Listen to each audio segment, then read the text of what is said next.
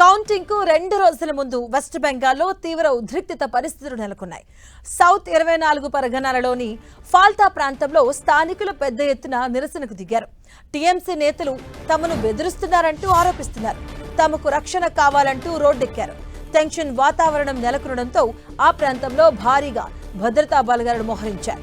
Central reserve police force అలాగే rapid action force సిబ్బంది అక్కడ పహారా కాస్తున్నారు. ప్రజలను సముదాయించేందుకు ప్రయత్నిస్తున్నారు. దాదాపు గంటకు పైగా ఈ టెన్షన్ వాతావరణం కొనసాగుతుంది. ఇక ప్రత్యర్థి పార్టీకి చెందిన అభ్యర్థి గెలిస్తే తమ ఇళ్లను తగలబెట్టి రక్తపాతం సృష్టిస్తామని టీఎంసీ నేత ఇస్రాఫిల్ చౌకీదార్ బెదిరించారని స్థానికులు ఆరోపిస్తున్నారు. టీఎంసీకే తాము ఓటు వేసినా తమనే భయపెడుతున్నారని వాపోతున్నారు. తమకు రక్షణ కావాలంటూ కోరుతున్నారు. ఇక ఇస్రాఫిల్ ను వెంటనే అరెస్టు చేయాలని, మహిళలకు భద్రత కల్పించాలని వారు డిమాండ్ చేస్తున్నారు.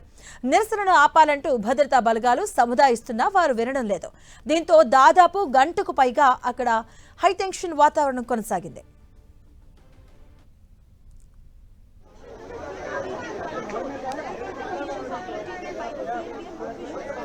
These locals are not ready to speak to the police. These locals are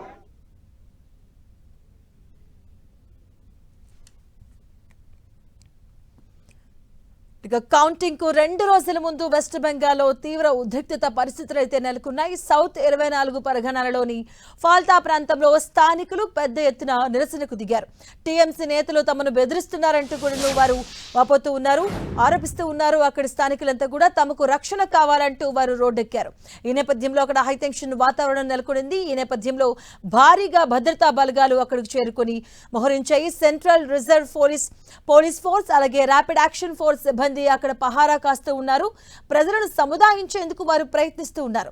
దాదాపు గంటకు పైగా ఈ టెన్షన్ వాతావరణం అయితే ఇక్కడ కొనసాగుతుంది.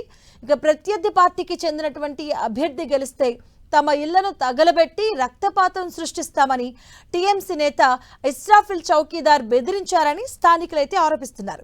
టీఎంసీకే తాము ఓటు వేసినా కూడా తమనే భయపెడుతున్నారంటూ వాపోతున్నారు. తమకు రక్షణ కావాలంటూ కోరుతున్నారు స్థానికులు.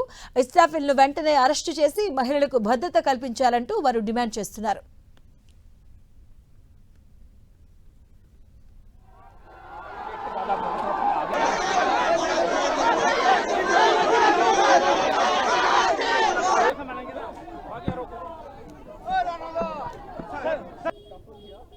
एडिशनल एसपी है और कमांडेंट है इसका।